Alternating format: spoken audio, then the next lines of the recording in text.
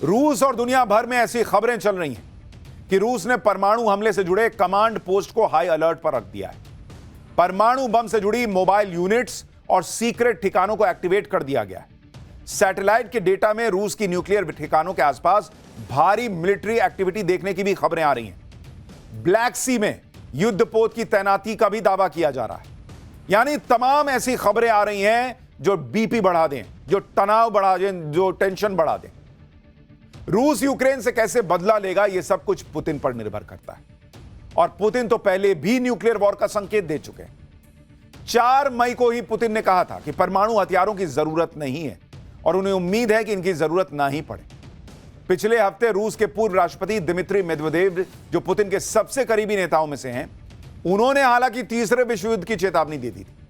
इसके अलावा पिछले साल नवंबर 2024 में ही पुतिन ने न्यूक्लियर हथियारों के इस्तेमाल के नियमों में बदलाव कर दिया था, जिसमें कन्वेंशनल अटैक की हालत में भी न्यूक्लियर रिस्पॉन्स के विकल्प को खोलकर रख दिया गया था।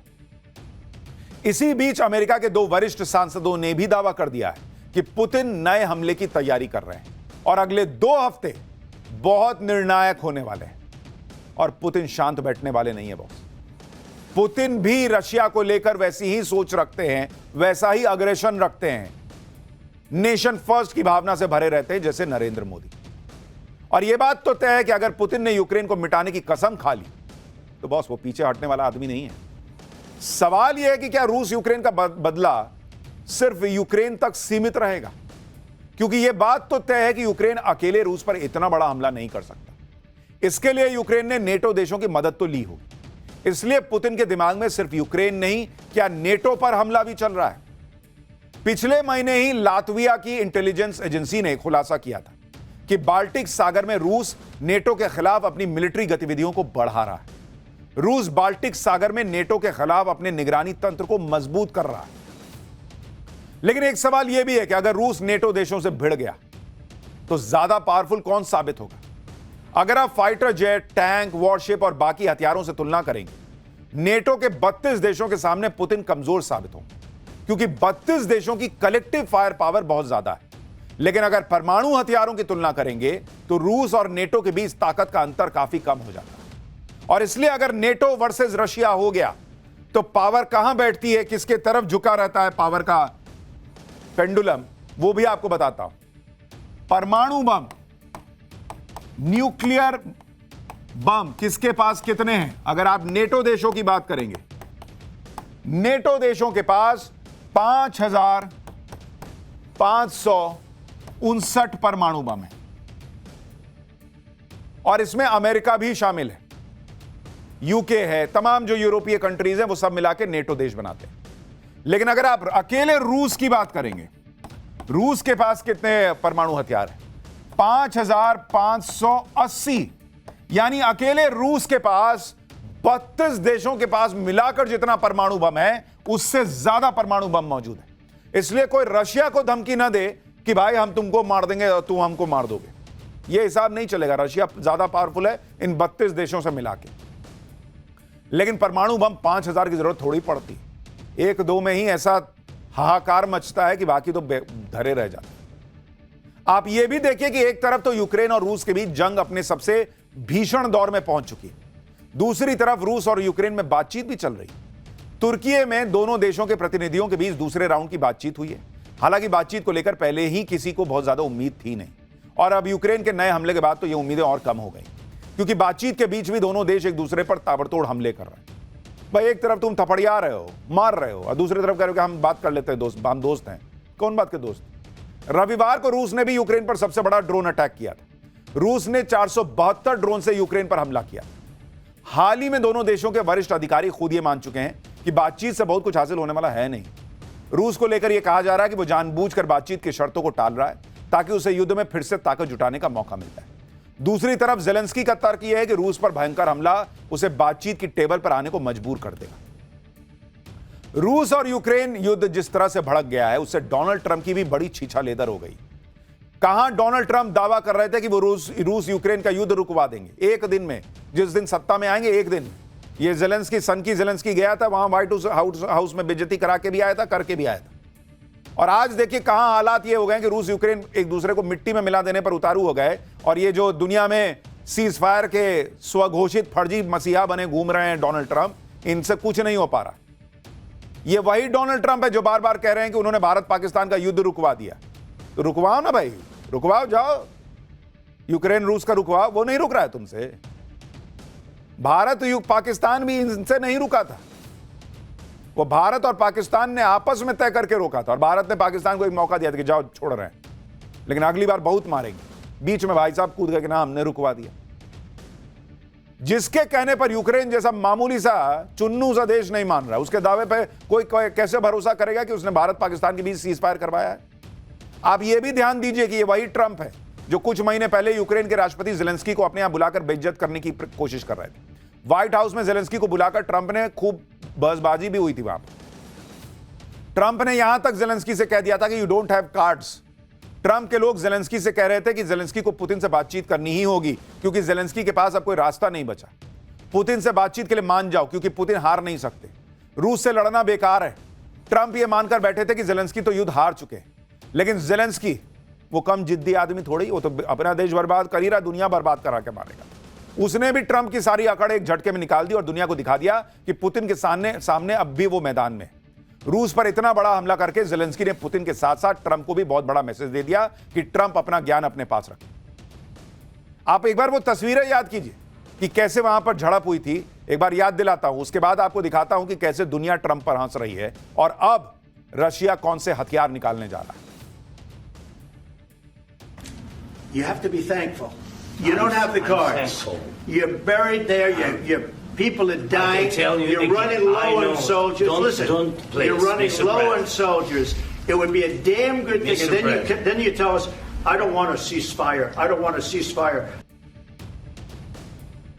लेकिन ज़ेलेंस्की ने ट्रंप और पुतिन दोनों को एक साथ निपटा दिया।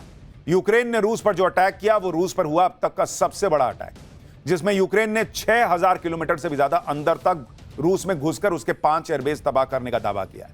जिन एयरबेसेस पर अटैक हुआ आपको उनके बारे में भी बता देता हूं। यूक्रेन बॉर्डर से रूस का अमूर एयरबेस 6000 किलोमीटर दूर है। बेलाया एयरबेस 4300 किलोमीटर दूर है। ओलेनिया एयरबेस ये 2000 किलोमीटर दूर है।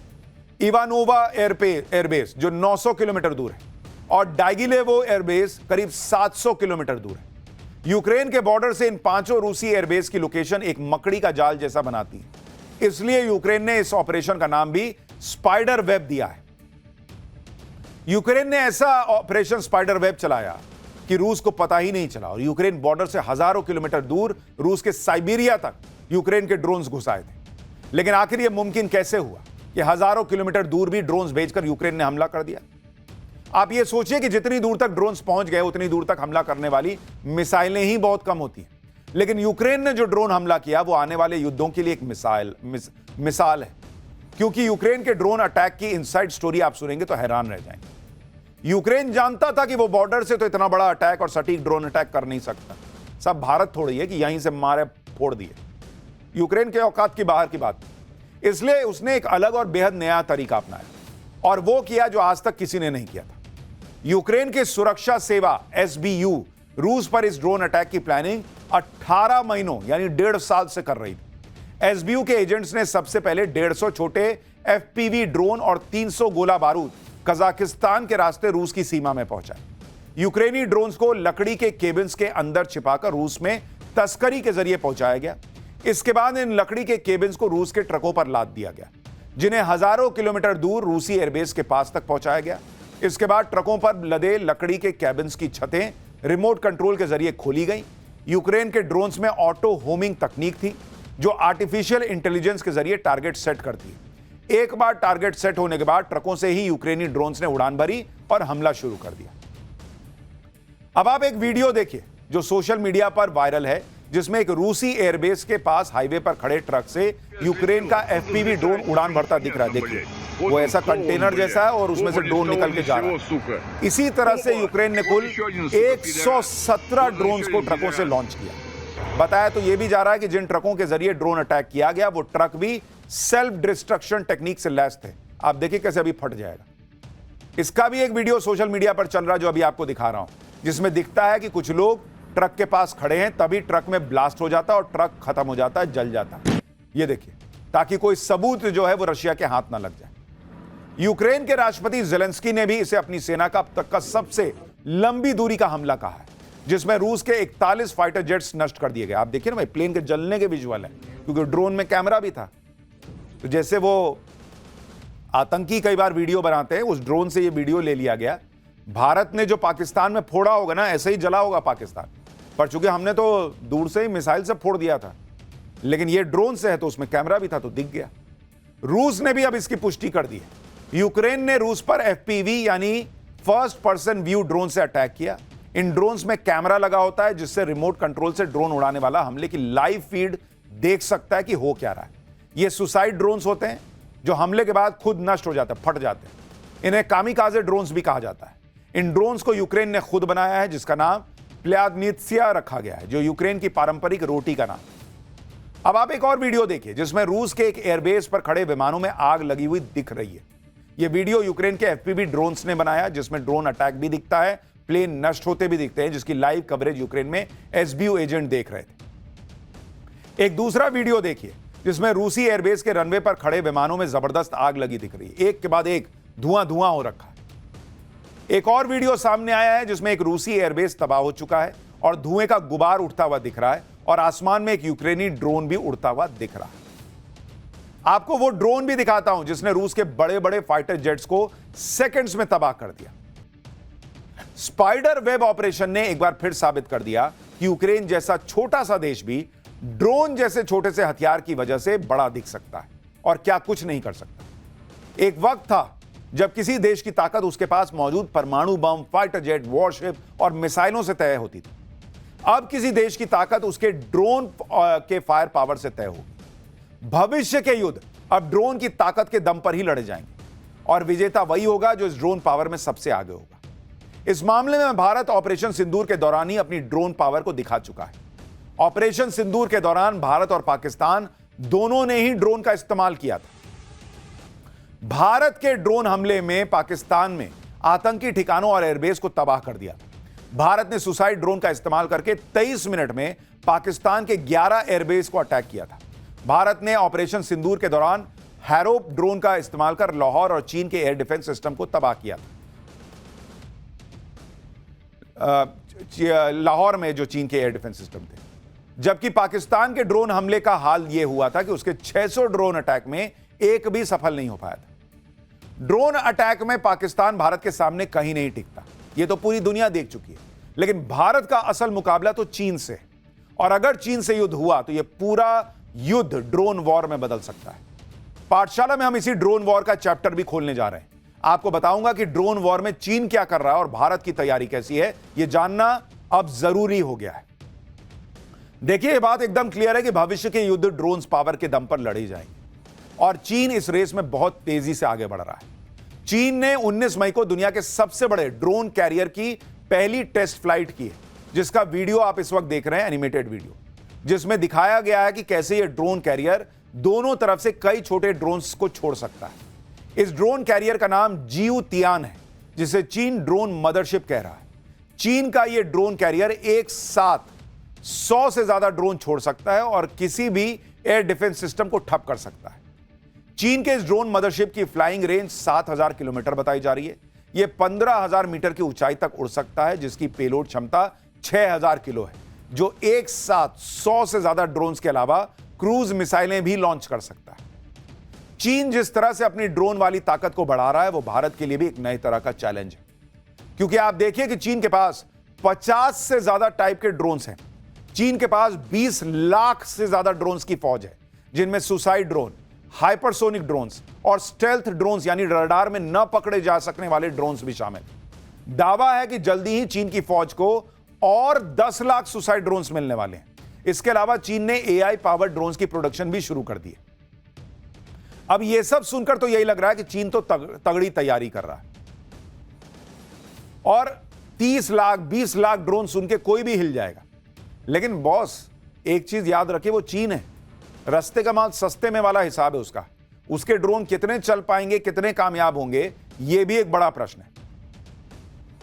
बनाता एक है बताता 10 है, ये भी चीज है उसके साथ, तो उसके 20 लाख ड्रोन्स होंगे या नहीं, ये भी भरोसा नहीं है। चीन ने जो ड्रोन्स विकसित किए हैं उनमें बर्ड ड्रोन्स भी हैं। ये ड्रोन पंखों को फड़फड़ा कर उड़ते हैं जैसे कोई चिड़िया उड़ रही हो। ये देखिए, देखने में बिल्कुल असली पक्षियों जैसे दिखते हैं, जिसकी वजह से वो रडार से भी बच सकते हैं। चीन की सेना इन ड्रोन्स का इस्तेमाल चाइनीज आर्मी सर्विलांस के लिए करती है, जिसका डेमो इस वीडियो में आपको दिख रहा है कि ये उड़ते उड़ते जाएंगे, आपको लगा रहे चिड़िया उड़ रही, वो भैया सारा नजर देख के, कैमरा से देख के चला जाता है। ये वो मैंने प्यार किया वाला जा कबूतर नहीं है, ये उड़ाने वाला कबूतर है। चीन ने ड्रोन की फौज खड़ी कर ली। अपने हथियारों की टेस्टिंग के लिए उसके पास पाकिस्तान भी है। बनाता है, पाकिस्तान को बोलता है तुम टेस्ट करो, ताकि फूटेगा तो तुम्हारे यहां फूटेगा। इसलिए चीन और पाकिस्तान दोनों के ड्रोन वॉर के लिए भारत को खुद को तैयार करना होगा। ऐसा नहीं कि भारत भी चुपचाप बैठा हुआ है और देख रहा है कि अच्छा वो लोग तैयारी कर रहे हैं, हम अभी सोते हैं। भारत भी अपनी तैयारी कर रहा है। भारत के पास हर तरह के ड्रोन हैं। इसमें सर्विलांस ड्रोन शामिल है, स्पाई ड्रोन शामिल है, हथियार ले जाकर हमले करने वाले ड्रोन भी शामिल है। भारत के पास स्वदेशी ड्रोन भी हैं और दूसरे देशों से खरीदे गए ड्रोन भी। भारत के पास स्काई स्ट्राइकर ड्रोन है। इन्हें भारत और इजराइल ने मिलकर बनाया है और इनकी रेंज 100 किलोमीटर है। ये ड्रोन 10 किलो तक हथियार ले जा सकते हैं। भारत के पास इजराइल के आत्मघाती हैरोप ड्रोन भी है। इसके हमले की रेंज 1000 किलोमीटर है। यह हवा में तकरीबन 9 घंटे तक उड़ान भर सकता है और 23 किलो तक के वॉरहेड या बम को ले जा सकता है। इसके अलावा भारत के पास 3000 किलोमीटर तक की रेंज का हेरोन मार्क 2 ड्रोन भी है। यह 2023 में खरीदा गया था, जो 24 घंटे तक हवा में रहने की क्षमता रखता है। मतलब एक बार उड़ा तो 24 घंटे हवा में, उसके बाद बोलिएगा जाकर वहां फट जाओ तो फट जाएगा। भारत चीन में जब भी ड्रोन वॉर होगा तो कयामत ही आएगी, ये मान के चलिए। क्योंकि अगर चीन के पास ड्रोन फायर पावर है तो भारत भी ड्रोन के मामले में खुद को हर तरह से मजबूत बना रहा है। भारत और चीन के बीच ड्रोन से लड़ाई होगी तो जबरदस्त लड़ाई होगी, ये मान के चलिए। इतना ही नहीं, भारत के पास अपना एंटी ड्रोन सिस्टम भी है, जिसने ऑपरेशन सिंदूर के दौरान पाकिस्तान से आने वाले ड्रोन्स को बड़ी सटीकता के साथ मार गिराया था। और इसका नाम है D4 ड्रोन डोम, जिसे DRDO ने पूरी तरह स्वदेशी तकनीक से तैयार किया है। यह एंटी ड्रोन सिस्टम हमले के वक्त 360 डिग्री का कवरेज देता है और किसी भी दिशा से आने वाले ड्रोन्स को मार गिरा सकता है। D4 एंटी ड्रोन हवा में 3 किलोमीटर के रेडियस में दुश्मनों के ड्रोन्स का पता लगा सकता है। चीन की ड्रोन पावर देखकर ही पीएम मोदी ने पहले ही तैयारी कर ली कि भारत की ड्रोन पावर हर हाल में तेजी से बढ़ानी होगी। प्रधानमंत्री नरेंद्र मोदी ने भारतीय सेना को ग्लोबल ड्रोन पावर बनाने के लिए 2030 तक का टारगेट भी सेट किया है, जिसके लिए 4 बड़े ड्रोन प्रोजेक्ट्स पर बड़ी तेजी से काम कर रहा है भारत। इसमें सबसे अहम प्रोजेक्ट है रुस्तम 2, जो रुस्तम 1 का ही अपग्रेडेड वर्जन है, जिसका ट्रायल पूरा हो चुका है। रुस्तम 2 में पहिए भी लगाए गए हैं, जिससे यह विमान की तरह टेक ऑफ और लैंडिंग भी कर सकता है। रुस्तम 2 को आर्मी, एयरफोर्स और नेवी तीनों के लिए सर्विलांस एंड अटैक ड्रोन्स के तौर पर डिजाइन किया जा रहा है। यह देखिए, रुस्तम 2 की तस्वीरें आपको दिखा रहा हूं। रुस्तम 2 के अलावा भारत एक और बड़े ड्रोन प्रोजेक्ट और किन बड़े ड्रोन प्रोजेक्ट्स पे काम कर रहा है, वो भी आपको बताता हूं। भारत का पहला कामिकेज ड्रोन स्विफ्ट के DRDO बना रहा है। यह स्टील्थ तकनीक की वजह से दुश्मन की रडार में नजर ही नहीं आता। यह 735 किलोमीटर प्रति घंटे की रफ्तार से अटैक कर सकता है। इसके 2 प्रोटोटाइप का परीक्षण ऑलरेडी हो चुका है।